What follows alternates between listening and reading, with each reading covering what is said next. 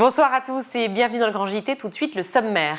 Fini les avis Google sur les établissements scolaires. Le moteur de recherche a décidé d'y mettre fin. Une décision qui réjouit le ministère et les syndicats, mais pas forcément les usagers et les parents. On va en parler dans la première partie de notre émission.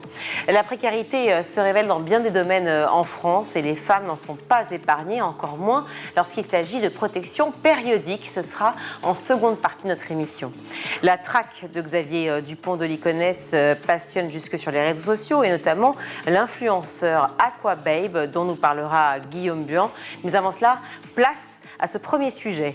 Terminer les avis négatifs sur les établissements scolaires et les règlements de compte sur les pages avis. Google a décidé de désactiver les notes des établissements scolaires sur son application Maps. Alors pourquoi cette décision et surtout que peut-elle changer? On en parle tout de suite. Et pour en parler, je suis ravie d'accueillir sur ce plateau Thibaut Druès. Bonjour. Bonjour. Merci d'être avec nous. Vous êtes directeur marketing et communication chez Custplace. Custplace pour Customer Place. Publier des avis, donner des notes aux établissements scolaires sur l'application Google Maps ne sera plus possible à partir de maintenant d'ailleurs. C'était fin avril. Ça existait depuis combien d'années ça déjà, ce procédé? Exactement. Alors sur Google, il était possible de laisser des avis effectivement pour les écoles et aujourd'hui pour tout type d'établissements dans des secteurs d'activités divers et variés. Classique pour la restauration, non? Exactement. C'est né avec ce domaine-là, on va dire, les avis. Aujourd'hui, ça concerne tous les secteurs et ça date, je dirais, de 2007. Il y a eu des évolutions majeures. Ça a démarré avec Google sur Google Maps. Ensuite, il y a eu sur les fiches Google Business Profile, c'est-à-dire les fiches d'établissement depuis 2014. Donc, il y a eu pas mal d'évolutions. Et le système tel qu'on le connaît aujourd'hui, donc d'aller déposer des avis sur une fiche avec le nom Google Business Profile, date de 2021. À quel point ça influence justement l'opinion publique? Aujourd'hui, ça a une influence, une influence et une importance majeure puisque c'est un usage, je dirais, qui est commun dans notre vie privée, d'aller laisser une évaluation, que l'on se rende chez son caviste, chez son coiffeur. Et du coup, ça s'est déporté sur toute une multitude de secteurs d'activité, dont les établissements scolaires. Alors, en ayant l'habitude de tout noter comme ça, effectivement, les restos, les hôtels, on le sait, et puis peut-être que vous, comme moi, effectivement, on a l'habitude de s'y référer, mais pour autant, aller noter les établissements, c'était pas vraiment une chose que l'on retrouvait. Il y avait plutôt des notations qui étaient faites en fonction des résultats du bac à l'époque. Là, est-ce que finalement, l'école, on peut dire, en a fait les frais, si je peux oser dire ce mot-là? C'est vrai que la décision prise par Google il y a quelques jours, elle est brutale, le fait d'arrêter son système d'avis pour tout un secteur, et c'est une échelle internationale. Ça concerne vraiment tous les établissements scolaires, donc primaires, c'est-à-dire les écoles primaires, collèges et lycées à l'échelle mondiale. J'ai lu que ça ne concernait pas les maternelles, c'est vrai? Exactement, vous avez bien lu. Ça ne concerne ni les écoles maternelles, ni les universités. C'est ça. Et pourquoi? Alors, on n'a pas plus d'informations. Google ne s'est pas trop exprimé sur les raisons.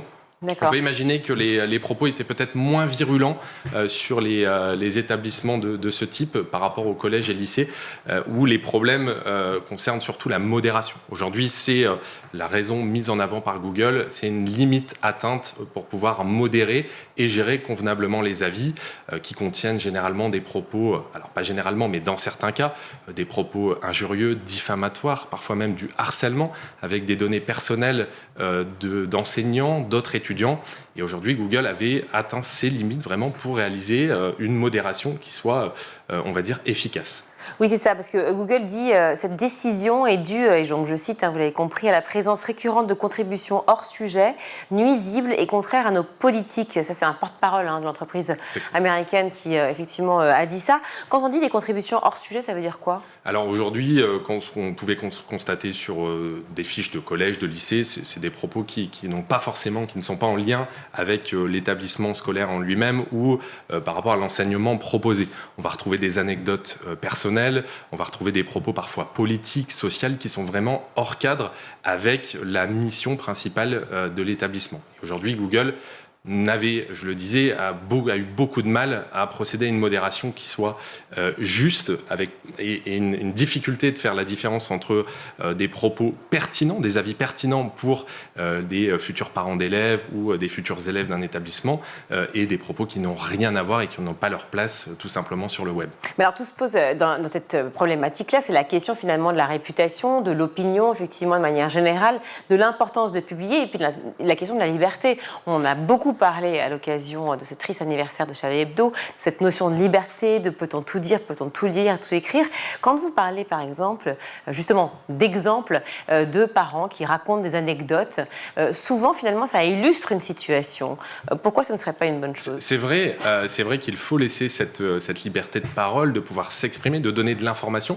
La genèse des avis aux clients était de donner de l'information à des futurs clients concernant un établissement, ou là en l'occurrence à des futurs étudiants, pour les orienter vers le bon choix.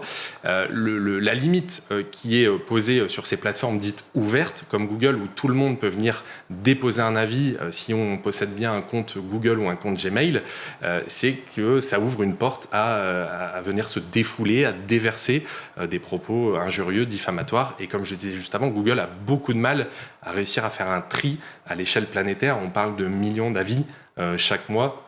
Et donc très compliqué d'avoir encore une fois cette modération à l'échelle mondiale. C'est une question de génération, de société actuelle, c'est ça qui nous préoccupe aujourd'hui, c'est de se dire que cette société-là, finalement, nos parents ou grands-parents, si Google avait existé, il n'y aurait pas eu tant de vagues un peu diffamatoires. Oui, peut-être que c'est lié à la génération, mais pas que, parce qu'aujourd'hui, je pense que peu importe la catégorie ou l'âge, tout le monde consulte les avis. C'est d'ailleurs 90% des consommateurs qui vont lire les avis sur le web, oui, que ce soit sur Google ou sur d'autres plateformes, avant de réaliser un acte d'achat, avant de se rendre dans une enseigne, avant de choisir une école. Et donc, quel que soit l'âge aujourd'hui, dans une certaine mesure, mais on a effectivement tous ce réflexe assez commun d'aller les vérifier et d'aller en laisser dans certains cas. En quoi cet avis, justement, peut influencer un parent qui hésiterait entre deux établissements ? Alors bon, là, on a compris, c'est la fin, mais l'idée, c'est de se poser la question pourquoi ça existait, pourquoi ça s'arrête aujourd'hui, et finalement, quelle est l'influence de cela ? Donc, un parent qui serait entre deux établissements, on sait souvent que c'est pas forcément fiable ou personnel. Ok, il y avait le taux de réussite au bac. Bon, déjà, est-ce que c'est une référence ? On ne sait pas. Et ensuite, il y avait un ou deux avis. Est-ce que véritablement, un parent pouvait se dire, non, mais finalement... Oui, alors aujourd'hui... Je pense que les gens, de manière générale, les consommateurs ou là les futurs parents, enfin les parents d'élèves, sont aguerris sur ces sujets. Et je pense qu'on peut faire confiance aux gens dans leur capacité à discerner le vrai du faux, à discerner des propos qui seront encore une fois pertinents en lien avec les services proposés par l'établissement, ou des propos qui n'ont rien à voir. On le voit vite quand c'est un étudiant qui vient se défouler, qui vient déverser sa haine. Je pense qu'il faut faire confiance aux futurs parents qui sont en capacité quand même de démêler le vrai du faux. En revanche, l'établissement ne peut pas répondre. Si l'établissement a la capacité de répondre, alors ils avaient la capacité de le faire avant l'arrêt de ce système d'avis sur Google. Maintenant, je fais une aparté, mais il n'y a pas que Google. Aujourd'hui, un établissement peut aller sur d'autres plateformes pour essayer de se constituer son e-réputation. Ce n'est pas un aparté du tout, parce que justement, ça concerne le sujet. Oui, non, mais c'est intéressant. C'est justement le problème des avis et de l'influence. Si effectivement Google Maps dit, bon, j'arrête tout, très bien, pourquoi pas, fine. D'ailleurs, la plupart des syndicats, effectivement, et personnels de l'éducation se félicitent de cette mesure. Mais si on la retrouve ailleurs, quelque part, est-ce que ça va pas se déporter ? Oui, alors, et pour répondre à votre question précédente, on peut répondre effectivement aux avis.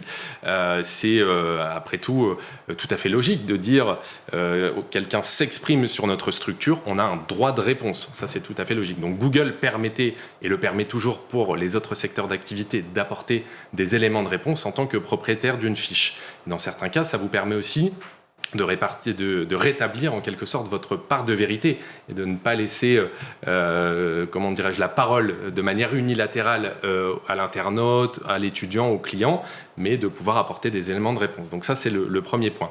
Deuxième point, effectivement, le fait de pouvoir aller s'exprimer sur d'autres plateformes pourrait soulever les mêmes problèmes, à part quand ça va être un système qui est encadré avec des mécaniques de sollicitation pour s'assurer que ce soit des vrais clients ou des vrais étudiants, dans notre cas, qui viennent s'exprimer sur un établissement. Ce qui pose une limite aujourd'hui à s'exprimer sur des plateformes dites ouvertes, c'est que tout le monde, je le disais, peut venir s'exprimer.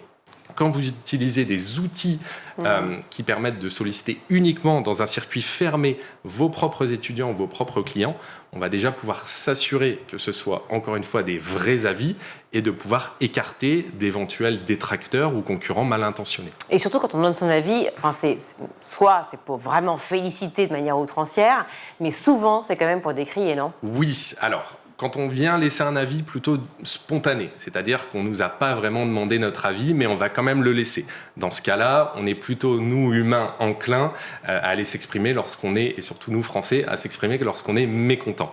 À l'inverse, ce qu'on va appeler, nous, la majorité silencieuse, c'est-à-dire les clients plutôt satisfaits, restent silencieux par définition lorsqu'on ne les sollicite pas. Dès lors qu'on leur demande leur avis, ils ont évidemment plus de facilité à le faire via des mécaniques de mailing, de SMS, de QR code.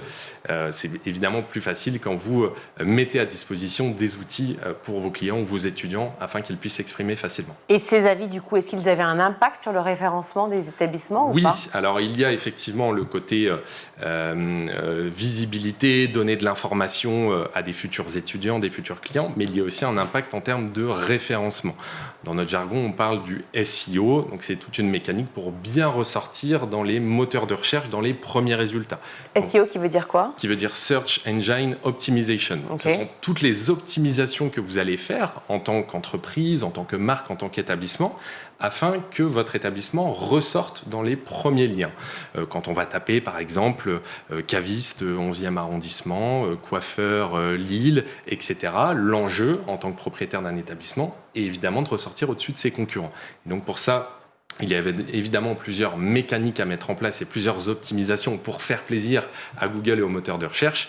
Et parmi ces optimisations, on retrouve les avis, bien évidemment, clients ou étudiants. Mais est-ce que véritablement, et bon, je rappelle que vous êtes directeur marketing et communication chez Custplace, est-ce que véritablement, ces avis, on peut s'y fier ? Je veux dire, avec l'IA aujourd'hui, avec tous les moteurs qui sont mis en place aujourd'hui, est-ce qu'on peut véritablement se dire, ce ne sont pas des bots qui sont derrière, ce sont des véritables humains qui ont une pensée précise, avec discernement et objectivité ? Oui, c'est toute la différence entre les avis spontanés, où là, effectivement, sur des plateformes ouvertes, en quelque sorte, tout le monde et du coup n'importe qui peut venir s'exprimer sur des circuits fermés avec des avis donc authentiques. Par définition, une entreprise va solliciter ses clients, aussi ses salariés, pourquoi pas. Et donc là, on est bien en capacité d'assurer la véracité et l'authenticité des avis. Donc c'est important de regarder lorsque vous allez fouiller un site internet ou consulter, etc., de s'assurer que vous voyez cette notion d'avis authentifié ou d'avis authentique. C'est un élément de réassurance supplémentaire. Et vous pouvez être sûr que ce sont des vrais avis avec bien souvent une norme NF. Nous, on est norme NF chez Custplace, ce qui permet d'attester encore une fois de la véracité du client ou de l'étudiant. Donc juste quand on vient chez Custplace, qu'est-ce qu'on va y chercher finalement, nous, en tant que consommateurs ? Alors, nous, on est une plateforme d'évaluation, c'est notre métier initial. Donc, on propose des pages publiques d'évaluation pour les marques ou les entreprises, toutes les structures. Et sur ces pages, on va retrouver donc les avis des usagers ou des clients, qui sont des avis authentiques dans certains cas, ou des avis qui peuvent aussi être déposés spontanément.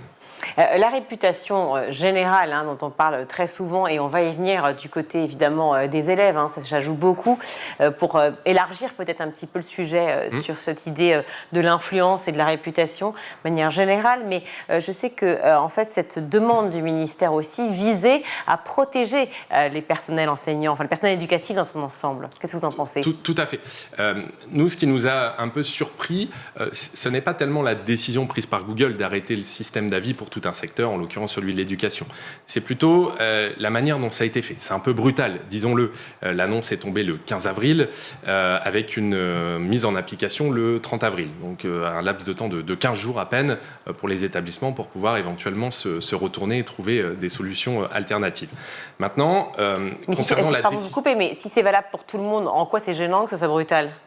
C'est brutal parce que des établissements qui ont capitalisé pendant des années sur ce média-là pour avoir une belle fiche avec pas mal d'avis, des avis dans certains cas qui sont des vrais avis parce qu'ils ont été le demander à leurs étudiants, avec une belle notation, une manière de donner de l'information encore une fois à des futurs parents d'élèves ou à des futurs élèves, bien du jour au lendemain, c'est balayé d'un revers de la main si j'ose dire, et ces établissements se retrouvent sans notation. À communiquer autrement. Pour les établissements qui avaient des mauvaises notes, Vous allez me dire, ça les arrange bien, mais pour ceux qui avaient capitalisé et qui avaient plutôt une bonne notation, ce n'est pas une très bonne nouvelle pour le coup. D'accord. Cette demande de protection des personnels enseignants et de la vie éducative de manière générale a été très présente parce qu'effectivement, vous l'avez dit, c'est aussi un déversoir de certaines situations et qui peuvent, on le sait malheureusement, être tout d'un coup prises par d'autres. La question effectivement des violences, de la religion, de beaucoup de sujets qui tout d'un coup échauffent les esprits. Bien sûr, c'est pour ça nous, on ne remet pas du tout en cause la décision, l'essence même de la décision et les raisons qui ont poussé Google à prendre cette décision. On peut les entendre.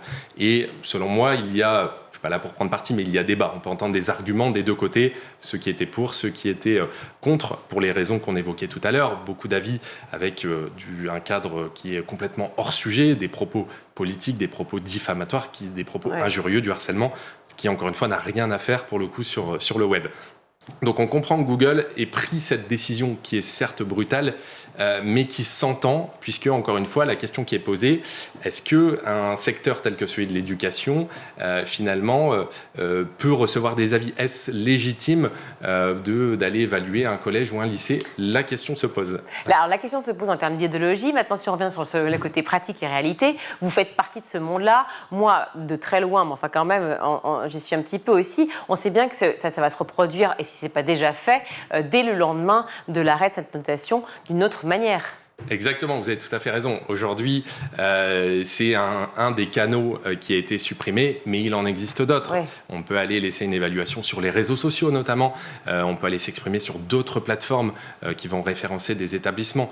Donc, est-ce que le problème va se déporter sur d'autres plateformes? C'est difficile aujourd'hui à prédire, mais on pourra retrouver les mêmes biais effectivement pourquoi pas dans d'autres plateformes qui n'auraient pas ces mécaniques d'authenticité des avis qui est, je le répète, mais qui est quand même important. Sur le point de vue idéologique, c'est vrai que la question de référencement, de notation d'un établissement, peut-être pouvait se poser, je dis peut-être, pour tous ceux qui t'en regardent, dans l'idée qu'avant, on notait uniquement le taux de réussite, mais pas la vie finalement au collège, au lycée ou en maternelle, en primaire.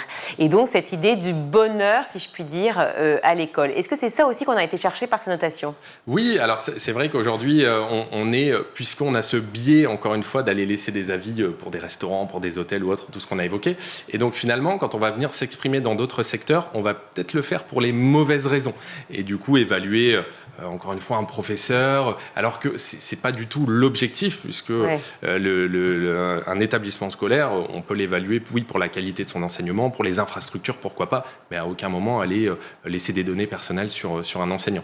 Donc, c'est peut-être un biais par rapport à notre manière de laisser des avis dans notre vie de tous les jours, qui a pu se déporter sur notre vision finalement des établissements scolaires avec du hors-sujet, forcément. L'idée de se dire que ça peut être la vie, effectivement, à l'école peut être sympathique, peut être agréable aussi, et c'est ça qu'il faut mettre en avant. On a le sentiment qu'à la fois les élèves, les familles, de manière générale, ont envie de repenser l'école, et on le voit bien ici sur ce plateau, puisque nombreux sont les experts qui viennent ici pour nous dire à quel point ils ont envie de recréer une nouvelle école, un nouvel fonctionnement. On parle très souvent des modèles nordiques, en tout cas des pays d'Europe du Nord.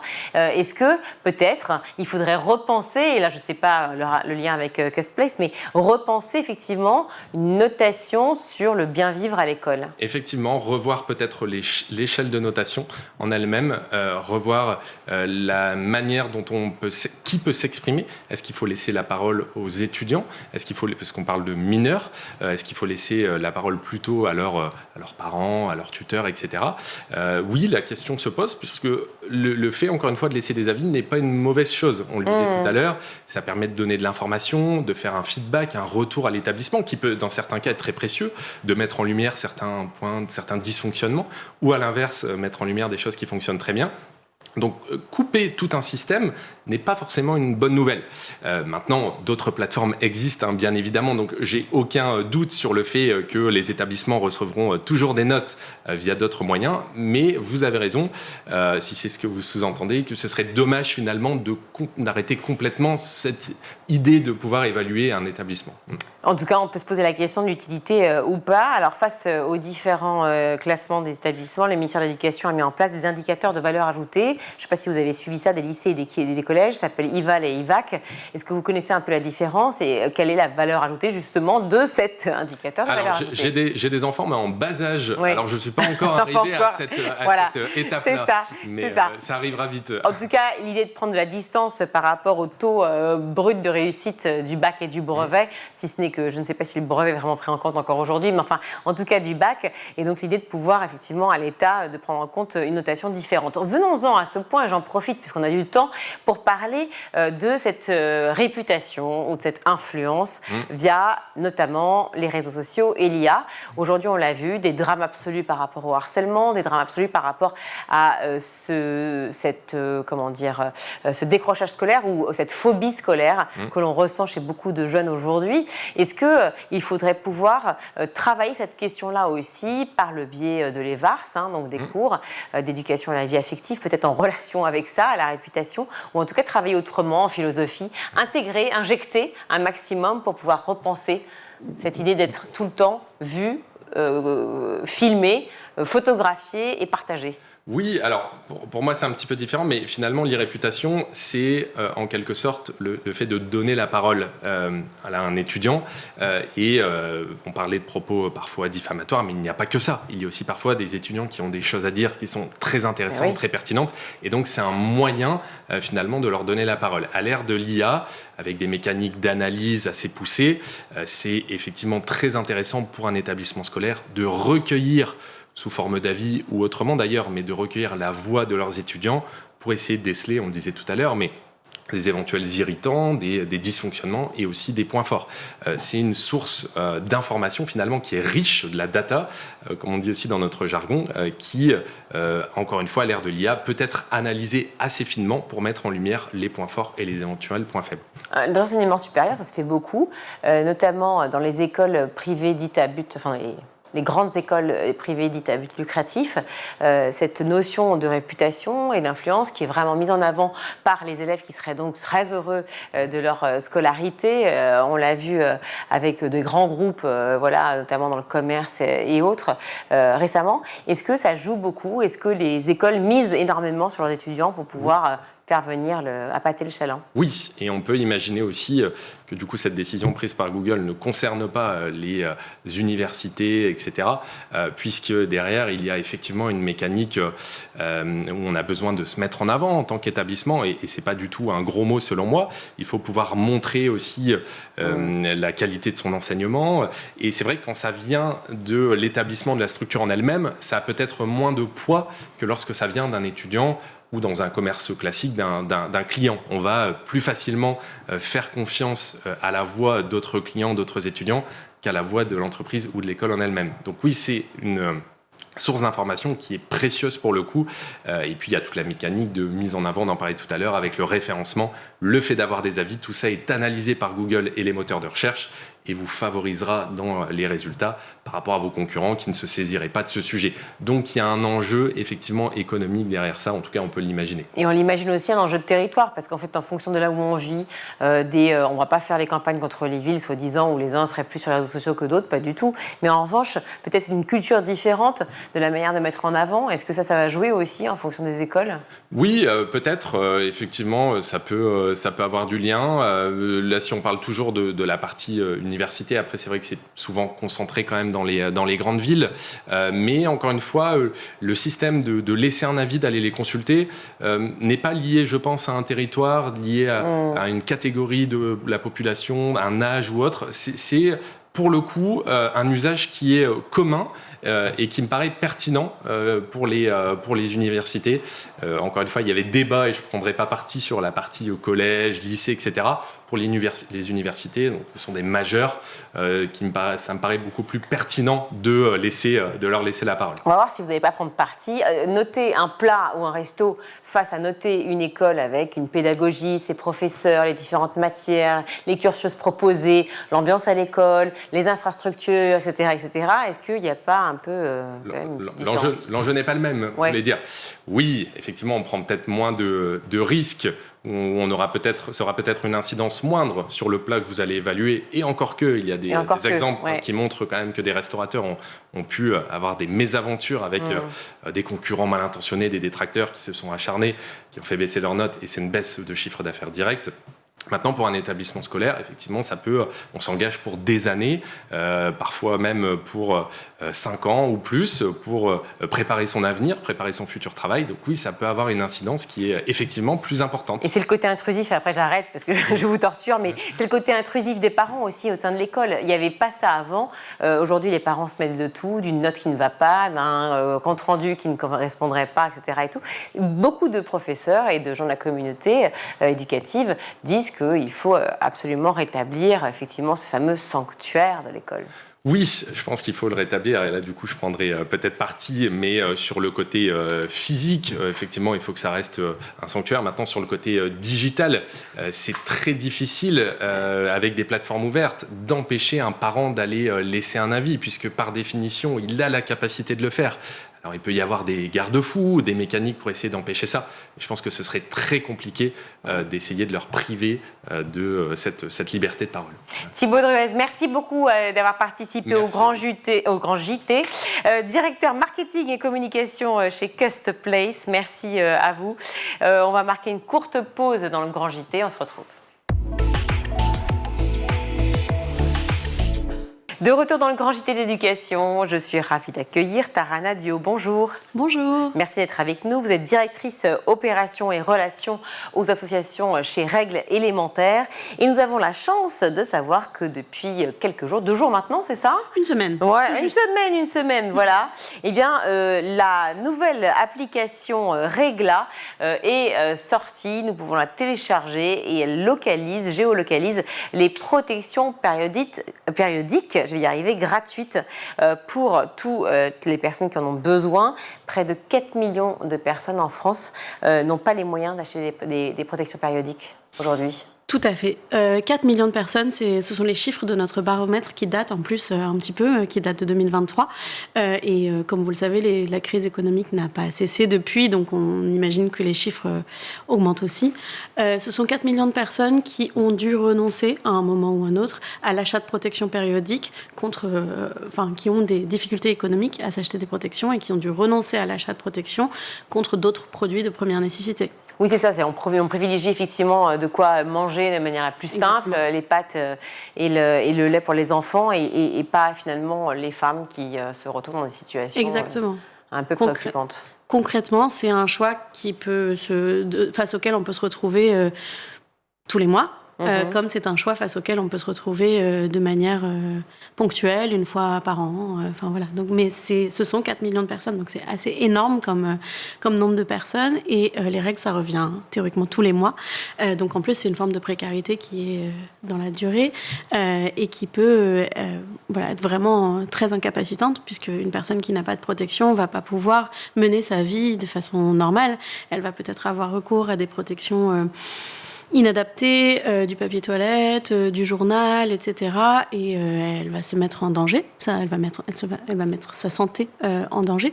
Mais elle va aussi peut-être manquer l'école, manquer le travail, par peur d'avoir une tâche, par peur de ne pas pouvoir se déplacer, avoir trop de douleurs, etc. Oui, c'est une véritable contrainte, évidemment, la précarité menstruelle. On en parle parce qu'il s'agit aussi non seulement de parler de ceux qui n'ont pas les moyens, à celles qui n'ont pas les moyens, effectivement, d'acheter ces protections périodiques chaque mois.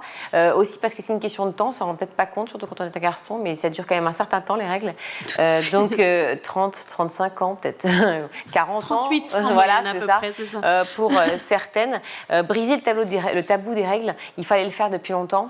Absolument, il fallait le faire depuis très très longtemps. Notre association a été créée en 2015, d'abord avec l'objectif de rendre accessibles des protections, et on s'est rendu compte au bout de quelques années qu'en fait, oui, rendre accessible c'est important, mais il faut aussi accompagner les personnes, parler des règles et détabouiser le sujet, parce qu'aujourd'hui on n'en parle pas alors que la moitié de la population a ces règles. Oui, c'est ça, et concerné. Et c'est sur une longue durée, comme vous le disiez, presque 40 ans de notre vie, on a des personnes qui vont avoir leurs règles. Et pourtant, on n'en parle pas. C'était très important de détabouiser le sujet pour pouvoir aider les personnes à avoir une meilleure santé menstruelle, à savoir quel type de protection elles veulent utiliser, parce qu'en fait, une forme de précarité menstruelle, c'est aussi de ne pas savoir le choix que j'ai entre une cup menstruelle, une culotte menstruelle, un tampon, une serviette, de n'aller que vers un type de protection juste parce que je n'ai pas l'information, ou que j'ai des fausses informations, c'est aussi une forme de précarité, ou bien au niveau de la santé, de ne pas avoir d'informations. Donc une jeune fille, par exemple, à l'école, elle peut se retrouver à se dire, en fait, c'est normal d'avoir mal quand j'ai mes règles, donc je n'en parle pas. Je ne demande pas d'aide, je n'en parle pas à mes parents, je n'en parle pas au médecin, ni à l'infirmière. Souvent, il y a une honte, effectivement, à avoir ces règles. C'est très souvent dit et ressenti, effectivement, à l'adolescence. Pourquoi, comment expliquer cette honte, finalement, par rapport aux règles, en dehors de la fameuse tâche qu'on redoute, mais au-delà du reste? C'est un sujet qui relève de l'intime et qui, depuis des millénaires, est tabou. Il y a des millénaires, on parlait de sang qui était toxique, qui allait par exemple faire tourner les récoltes, parce qu'il y avait beaucoup de méconnaissances autour du sang des règles. Et ça perdure, et c'est quelque chose qui est mondial. On a ce tabou qui persiste aujourd'hui, et c'est surtout parce qu'on n'en parle pas que ça persiste. Le retour des religions aussi, peut-être, le principe de l'idée que voilà, ça ne se fait pas d'en parler aussi dans certaines familles, certaines bourgeoisies peut-être, ou autres.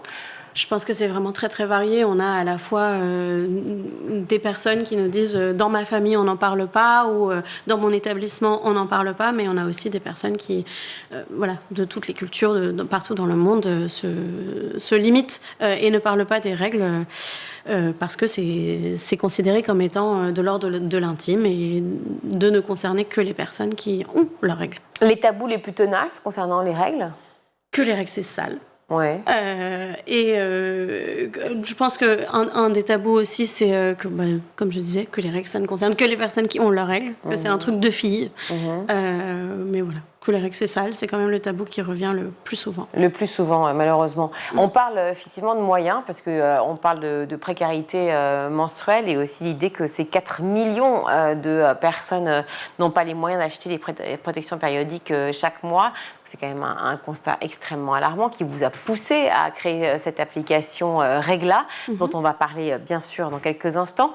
Mais avant cela, je voulais revenir sur l'idée en fait de cette précarité. Ça coûte combien en gros si on prend les 4 exemples que vous avez donnés, donc la cup, les serviettes, etc., tampons, ça coûte combien en moyenne?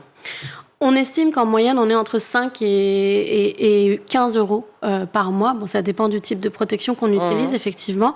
Mais on a besoin de 20 protections jetables, à peu près au minimum, par mois. Donc 20 protections, ça va coûter environ 5 à 8 euros le paquet de protection, qui va en avoir environ 20.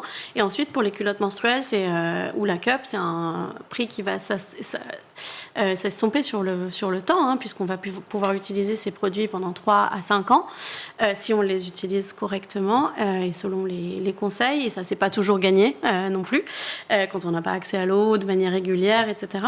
Mais les culottes menstruelles, c'est un coût d'entrée qui est très important, puisque chaque culotte va coûter environ 30 euros, une moyenne de 30 euros. Et il en faut 5 pour pouvoir couvrir un cycle menstruel et pouvoir en changer sans devoir la laver et la faire sécher sur un temps qui n'est pas réaliste. Donc c'est un coût important. On parle de 150 euros là, qui va ensuite nous couvrir pendant 3 ans, mais c'est une grosse barrière à l'entrée. Évidemment, une grosse barrière à l'entrée. Alors, heureusement, il y a des moyens de récupérer ces protections gratuites partout en France. Et cette application, donc, vous l'avez aussi créée pour cela, pour pouvoir les repérer, ces endroits. Tout à fait. Alors, on voulait, pour nous, les règles, avoir ces règles, c'est pas un choix. On a ces règles et ça ne devrait pas être un luxe d'avoir accès à des protections. Là, je vous parlais de 150 euros, c'est énorme. On sait aujourd'hui qu'il y a des commerçants, des restaurateurs, des collectivités territoriales qui mettent à disposition des protections périodiques, que ce soit dans un distributeur accolé à un mur avec des centaines de protections, ou que ce soit un petit bol dans les toilettes d'un café avec 5 tampons et 5 serviettes. Quoi qu'il arrive, ces 2 initiatives, elles permettent à une personne qui a ses règles sur un moment T. Peut-être que ce sont des règles qui arrivent trop tôt. Peut-être que ce sont des règles qui sont plus abondantes que nécessaire. Peut-être que c'est une personne qui n'a pas les moyens de s'en procurer, mais peut-être que c'est aussi une personne qui est en déplacement, qui arrive dans une ville à 23h, les commerces sont fermés. Comment elle fait ? Nous, on veut répondre à toutes ces situations-là avec Regla. On veut que sur un moment T, on puisse trouver des protections et qu'on ne se retrouve plus en difficulté à cause de ces règles. Que les règles ne soient plus un frein au quotidien. On a aujourd'hui déjà dans Regla 700 points identifiés. C'est génial, mais sur l'échelle de la France, ce n'est pas énorme. Sur l'échelle des 4 millions de personnes dont on parlait, ce n'est pas grand-chose du tout, c'est même très très très peu.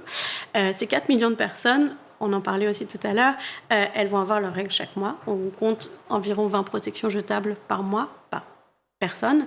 Donc on se retrouve avec 80 millions de produits qu'il nous faudrait pour répondre à ces besoins. Donc on est loin du compte, effectivement. Donc on est très très loin du compte. Mais on espère que Regla va donner envie aux collectivités, aux citoyens, citoyennes, aux restaurateurs qui ont déjà commencé à mettre à dispo. On espère que ça va les encourager à continuer de le faire et on espère qu'on va voir des petits champignons partout, enfin des petites gouttes pour le coup, sur notre application, apparaître partout pour que on puisse trouver des protections à 200 mètres de là où on se trouve. Vous proposez aussi des contenus pédagogiques sur Regla. Tout à fait. Qu'est-ce qu'on va retrouver ? Alors, on a des articles. Qu'est-ce que le cycle menstruel ? Comment utiliser une cup menstruelle ? Comment utiliser une culotte menstruelle ? Ce sont des articles qu'on a traduits en FALC, en facile à lire et à comprendre, pour qu'ils soient le plus accessibles possible, y compris pour un public allophone. Voilà. L'idée, c'est d'informer, de donner des outils et des clés sur comment devrait se passer une visite gynécologique. Parce que finalement, est-ce qu'on a cette information avant d'y aller, avant de se retrouver Non, c'est vrai qu'on ne l'a pas forcément. Et c'est souvent la maman qui transmet les informations. Exactement. Et qui elle-même n'a pas forcément été informée comme il le fallait auparavant. Exactement. Donc il s'agit aussi de pouvoir peut-être éduquer celles qui ont l'impression déjà de l'être. Donc les rééduquer. C'est un peu ça aussi. J'espère que ces contenus-là vont aider les jeunes et leurs parents, pourquoi pas, à mieux cerner leurs règles, leur santé menstruelle et à trouver toutes les réponses dont elles ont besoin. Voilà. Comment se passe une visite gynécologique ? Qui est-ce que je dois aller consulter ? Quelles sont les pathologies liées aux règles ? Parce qu'aujourd'hui, ce sont aussi des informations qu'on n'a pas. Oui, les indicateurs aussi. Peut-être les signes, voilà, les signaux effectivement, soit d'un problème ou en tout cas d'un besoin d'aller consulter rapidement. Cette application, donc elle a une semaine, est-ce qu'elle est déjà bien reçue par le public ? Alors écoutez, oui, on a déjà 700 vues parce qu'elle est disponible sur Internet, sur ordinateur et également elle est téléchargeable sur les stores, les deux, Android et Apple. L'application a été consultée 700 fois. Oui. Donc c'est déjà pas très mal. Bien. Ouais. Elle a été téléchargée plus de 150 fois. Donc c'est vraiment un beau score, on trouve. Ça fait tout juste une semaine puisqu'elle est sortie à 17h lundi dernier. Oui, l'idée aussi, c'est effectivement engager tous les acteurs locaux sur l'idée du tabou par rapport aux femmes, de ne pas se retrouver effectivement dans une détresse. À la fois, on parle de précarité, mais finalement, c'est pour toutes les femmes, cette situation. Tout à fait, tout à fait. C'est un tabou qui existe. Regla, elle est pour tout le monde. C'est une application qui vise vraiment toutes les personnes qui ont besoin d'une protection sur un moment T.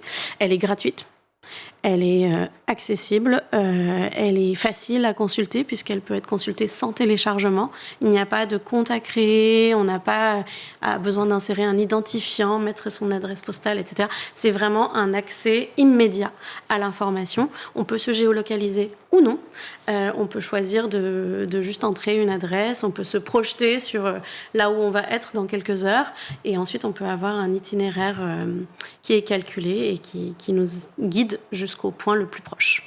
Merci beaucoup, merci Tarana Duhaut d'être venue sur le plateau du Grand JT. Vous êtes directrice opérations et relations aux associations chez Règles Élémentaires et je rappelle le nom de l'appli qui s'affiche, Regla by Règles Élémentaires, application gratuite qui permet de référencer tous les points de mise à disposition de ces protections périodiques gratuites. Je vais y arriver. Tout à fait. Merci Tarana, merci beaucoup à vous. À bientôt et on va se retrouver la chronique de Guillaume Bur.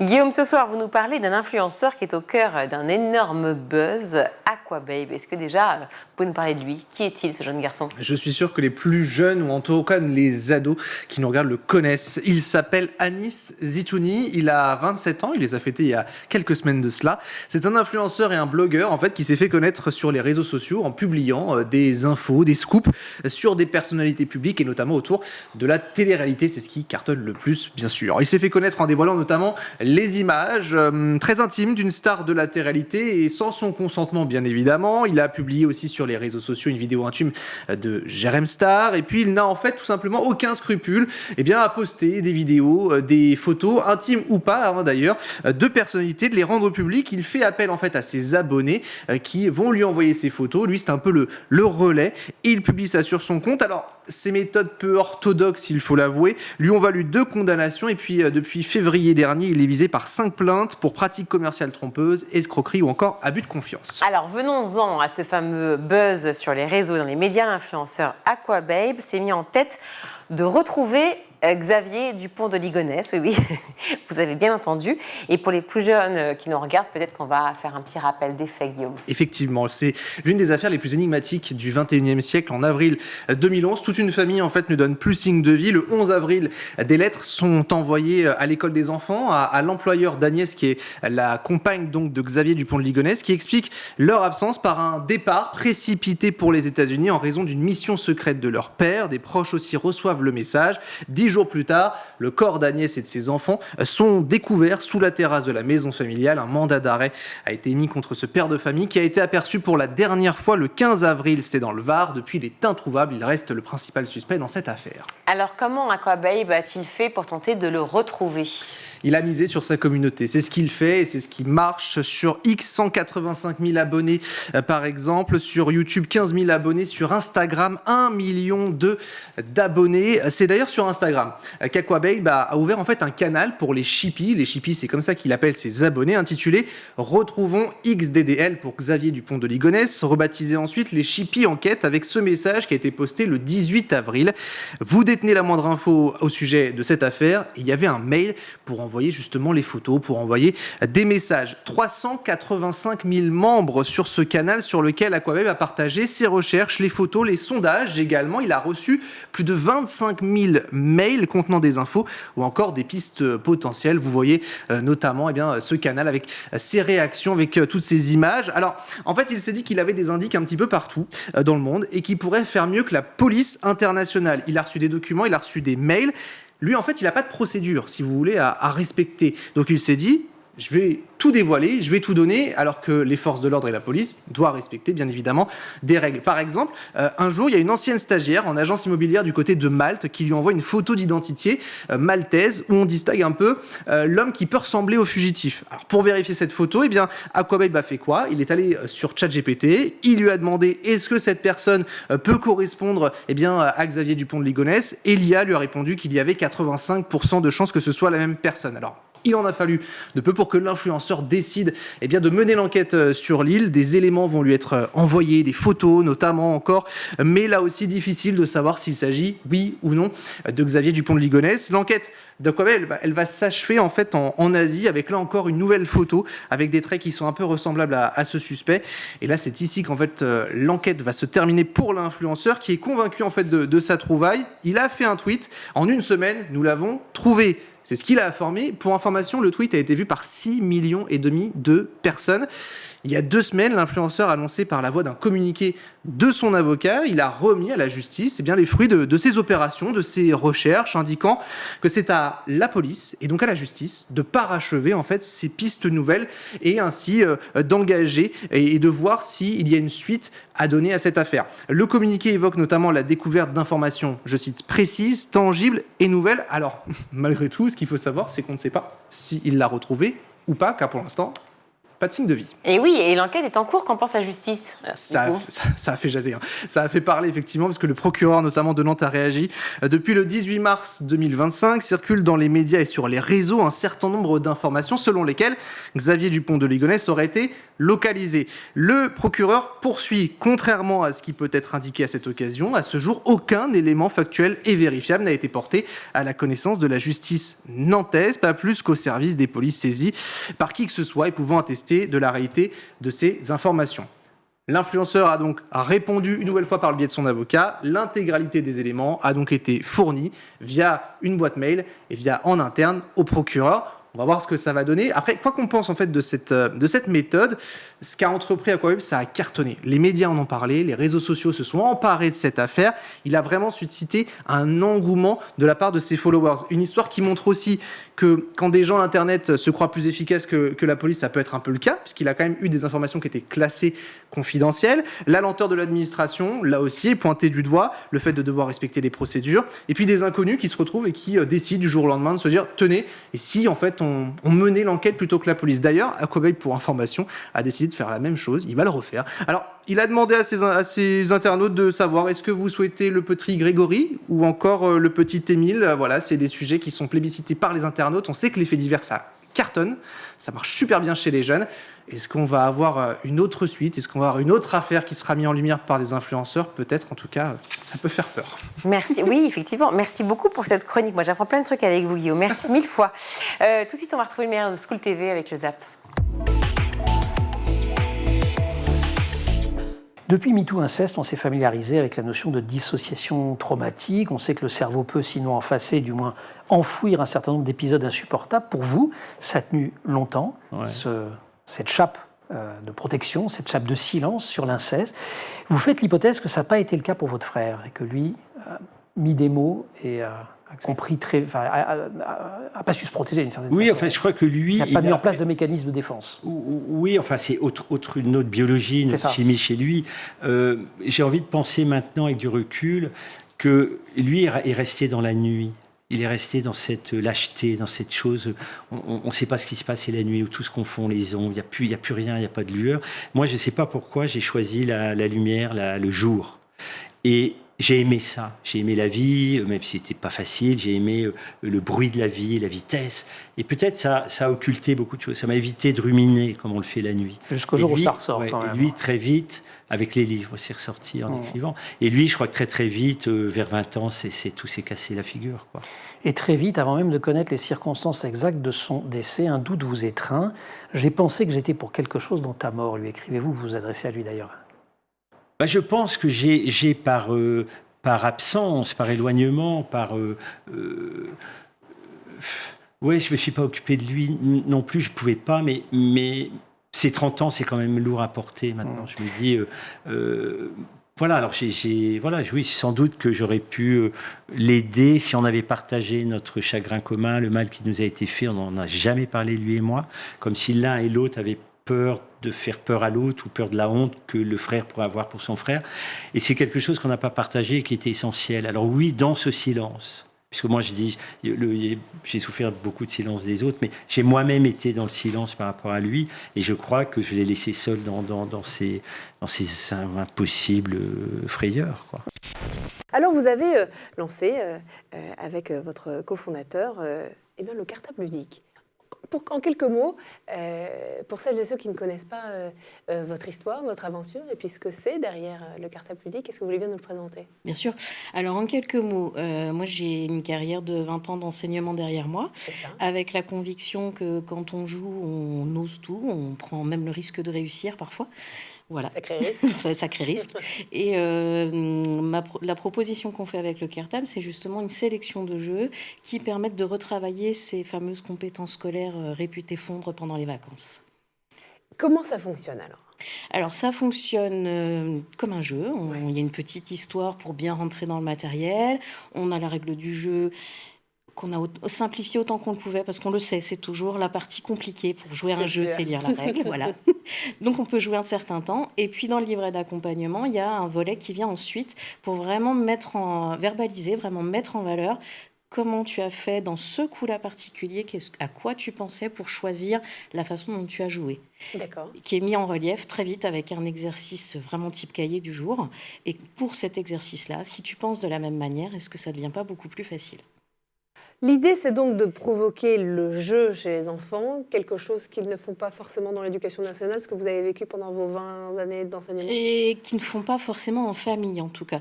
Les enfants manquent souvent de ce qu'on appelle des images mentales, des choses sur lesquelles s'appuyer quand ils sont en panique face à un exercice. D'accord. Et là, c'est vraiment l'idée de... On a joué, c'était cool, on a bien rigolé en famille, mais ça me sert dans mon expérience d'enfant, va me servir là aujourd'hui quand je suis un élève.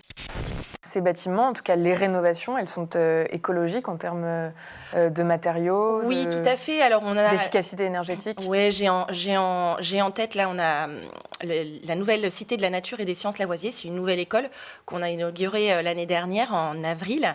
Et en fait, on est sur une réhabilitation partielle. On a essayé de travailler sur la réhabilitation des matériaux. En fait, prendre des matériaux qu'il y avait avant dans l'école et les réutiliser. D'accord. Une réutilisation.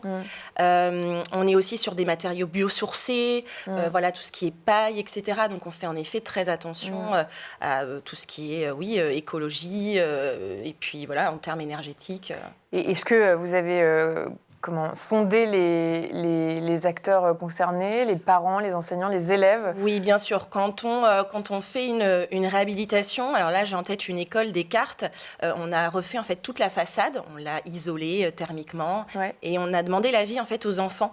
On a proposé 3 versions. Et sur ces 3 versions, les enfants ont choisi. Celle qu'elles préféraient. Du coup, on a fait la réhabilitation donc, de l'école, en termes de façade. C'est les enfants qui ont choisi. Et oui, bien sûr, on les inclut. On inclut aussi l'éducation nationale. C'est important. Dans chaque grosse réhabilitation, on a eu la Cité de la Nature et des Sciences Lavoisier. On a bien sûr vu tous les acteurs. On a cette année, en septembre 2025, une autre école qui va être réhabilitée, un peu plus complexe parce qu'elle est classée. Mais en tout cas, voilà, on met bien sûr en évidence la collaboration avec tous les acteurs de l'éducation. Un jour, il tente d'incendier la chambre dans laquelle vit votre père. Ouais. Et chose terrible, dans la famille, on le qualifie, lui, votre frère, d'enragé, parce que, alors même que le soupçon est plus qu'explicite, s'il y a un enragé dans le lot et s'il y a quelqu'un à qui faire un reproche, c'est votre père. Bah oui, mais c'est très facile de toujours retourner la violence contre celui qui l'a subi, surtout quand on est petit, qu'on est sans défense. Et puis à l'époque, le père, il est l'autorité. Mon père, c'est un notable. Il est président du tribunal de commerce de la ville. Il est patron d'un grand magasin qui fait l'admiration de milliers de clientes jusqu'à Calais, qui viennent de loin. Parce qu'on est dans le Nord, il faut le rappeler. Et la parole d'un enfant, ça vaut rien. On ne peut pas broyer les familles, on se tait. On privilégie l'économie de la famille. L'homme seul travaille, la femme ne travaille pas. Donc si l'enfant a une déconvenue, c'est tout, c'est comme ça. Il n'a qu'à gérer l'enfant. Ouais. C'est quelque chose que vous avez vécu, vous aussi, ce renversement du stigmate. Quand vous avez commencé à témoigner, on vous a fait savoir que ça ne se faisait pas. Nous sommes du bon côté de la famille. Si nous nous coupons la langue, nous cousons nos lèvres et nous poignardons les yeux. Oui, il faut se taire encore. Et il vous dit dans un entretien, je ne me souviens plus d'ailleurs, c'est dans le livre. Oui, c'est dans le livre. On est en 2025. C'est ça. Il y a MeToo, il y a eu tous les combats des femmes, de nos mères, il y a eu pour l'avortement. Oui, il y a eu tout ça. Et aujourd'hui encore, on se tait. Alors que c'est pas grave, je veux dire, ça a eu lieu, c'est important pour nous de se reconstruire, c'est important d'en parler pour les autres, pour les petits, pour savoir que ça existe et d'avoir les signes pour pouvoir s'en protéger le plus vite possible. Je ne comprends pas comment on est encore dans cette honte. Alors je sais que ça pèse pas lourd un enfant, je sais qu'il vote pas un enfant, donc on s'en fout un peu. Mais il y a encore un truc très très moche, je trouve, autour de tout ça aujourd'hui, alors qu'on a tous les moyens d'en parler, je veux dire. C'est-à-dire qu'on mette TikTok un petit peu un jour pour des choses comme ça et pas que pour l'anorexie ou ça me rend hystérique. Que ça, c'est une grande cause. Qui est par ailleurs un vrai problème aussi. Et Sandra Ferreira, qui nous rejoindra dans pas longtemps, vous le dira. Mais c'est formidable d'être supramince et tout. Il y a des enfants tous les jours qui en prennent plein la figure et il faut le dire, il faut témoigner. Et encore une fois, c'est pas grave de témoigner. C'est pas grave. Ce qui a eu lieu a eu lieu. C'est ce qu'on n'en fait pas qui est grave. Le cartable ludique cherche aussi à créer des moments en famille, on l'a dit. Est-ce que vous pensez, dans ce cadre, que le jeu, et notamment le jeu de société, est aujourd'hui l'un des derniers refuges hors écran ? Dernier, je ne sais pas, mais un efficace, ça j'en suis sûre. Ouais, ça marche bien. Ça marche très bien. Les retours sont positifs. Voilà, les retours sont positifs et puis scientifiquement, ça a vraiment été travaillé. D'accord. C'est un cadre où il y a une sécurité affective, où vraiment on sait qu'il n'y a pas de risque, il n'y a pas d'évaluation. On a même le droit de faire semblant d'être mauvais, il n'y a pas de pas de risque dans la vie derrière. On peut vraiment tester énormément de choses. Ça aussi, cette peur de l'erreur. Et volontairement ou pas, les enfants sont en évaluation tout le temps. On est toujours en train de leur dire c'est bien, c'est juste, c'est faux. Dans un jeu, on fait bien comme on veut. Qu'on ait gagné ou perdu, peu importe. Ce qui compte, c'est d'avoir joué, d'avoir fait une partie, d'avoir pris du temps ensemble. Voilà. C'est intéressant parce qu'on pose régulièrement d'ailleurs la question à nos invités ici qui viennent sur le plateau, est-ce que l'erreur est valorisée ou pas, ou assez en tout cas dans le système scolaire. Je connais déjà à peu près votre réponse en 20 ans d'enseignement. Voilà, ça reste, le ressenti reste erreur. Oui, le ressenti reste erreur. Mais sauf que ça, j'imagine que ça a un impact, des conséquences sur les élèves. Et dans le jeu, on retrouve plus un ressenti de type challenge et pas de type erreur. Ça, c'est intéressant. Voilà, donc l'engagement est forcément beaucoup plus naturel. Et quand on se challenge et qu'on réussit, on crée la boucle de récompense personnelle. On va dans la motivation, on va dans l'estime de soi, on va chercher des choses profondes. Ouais. Est-ce que vous le faisiez déjà avec vos élèves, par exemple? Moi, je suis très convaincue, mais c'est pas facile à mettre en place pour un tas de raisons, ne serait-ce que le nombre. Bien sûr. Et puis la question de la règle du jeu qu'évoquait Benoît, et on a besoin de les connaître vraiment par cœur. C'est aussi un intérêt du cartable ludique, c'est de créer une culture commune autour de jeux. Des initiatives aussi pour réduire le gaspillage alimentaire dans les cantines. Est-ce que vous sensibilisez déjà le personnel, mais aussi les élèves? Oui, tout à fait. Alors, par rapport au gaspillage alimentaire, bien sûr, il y a tout un travail qui est fait par le service pour essayer de connaître un petit peu la quantité, ce qui est fait tous les jours, voilà, en fonction du poids des poubelles à la fin. Après, on a fait une initiative où, avant la restauration, enfin, on n'était pas obligé de réserver à l'avance la cantine scolaire. Les parents, c'était à la main levée le matin en disant « moi, je mange à la cantine ». Maintenant, on demande un délai de 48 heures pour savoir en fait combien d'enfants vont manger à la cantine et pour être capable de dire ben voilà, là, il y aura tant d'enfants, donc en fonction de tant d'enfants, tant de denrées alimentaires. Et du coup, ça nous aide à un petit peu quantifier la nourriture et puis éviter ce gaspillage. C'est la fin de notre émission. Merci à vous tous de nous avoir suivis. Merci à toute l'équipe, à la réalisation aujourd'hui, Angèle Jean-Girard, le son Thibaut Gris-Lafont, le maquillage Laure Edmond, Emma Ferré et Laura Girard à la rédaction. Guillaume Buan, journaliste aujourd'hui sur le Grand JT. Merci à vous d'être toujours fidèle au poste. On vous retrouve prochainement, je l'espère. Oui, je serai de retour lundi. Merci beaucoup Guillaume. Et bien nous, on se retrouve demain, évidemment. Bonne soirée à tous et puis à demain donc.